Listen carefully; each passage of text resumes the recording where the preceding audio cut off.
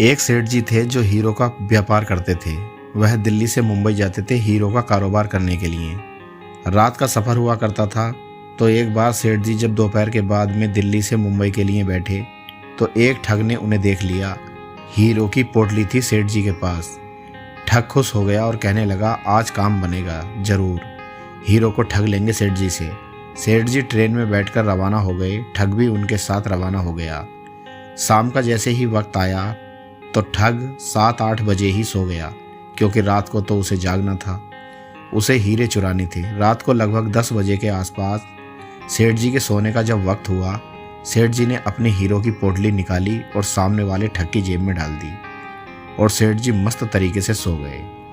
ठग रात को 1 बजे उठा और जल्दी जल्दी सेठ जी का सारा सामान चेक करने लगा, लेकिन हीरो की पोटली नहीं मिली। ढूंढते ढूंढते सुबह के 4 बज गए। तो पोटली जब सुबह के 4 बजे तक भी नहीं मिली तो ठग सो गया। रात का थका हुआ था। सेठ जी सुबह 5 बजे उठे और उस ठग की जेब में से अपनी हीरो की पोटली निकाली और अपनी जेब में वापस रख ली और मस्त तरीके से सफ़र करने लगे। एक रात गुजर गई, दूसरी रात भी आनी थी। ठग जल्दी सो गया, क्योंकि उसे फिर रात को हीरो की पोटली चुरानी थी। सेठ जी के सोने का जब टाइम हुआ तो उन्होंने वही हीरो की पोटली फिर निकाली और सामने वाले ठग की जेब में फिर डाल दी और सो गए।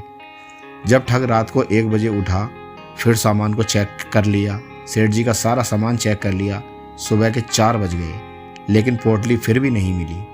थक हार कर ठग फिर सो गया। सेठ जी फिर सुबह को 5 बजे उठे और ठग की जेब में से अपनी हीरो की पोटली निकाली, अपनी जेब में डाली और मस्त तरीके से सफ़र करने लगे।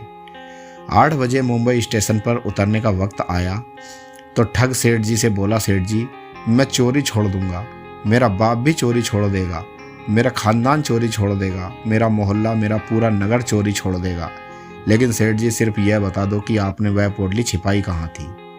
सेठ जी बोले, अरे मूर्ख, पूरी दुनिया अपना सुख दूसरों की तरफ ढूंढती है, इससे ले लूं, उससे ले लूं।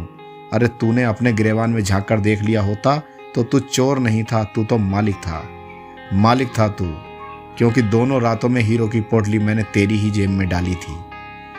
दोस्तों, वीडियो को लाइक, शेयर और सब्सक्राइब करना ना भूलें। शुक्रिया।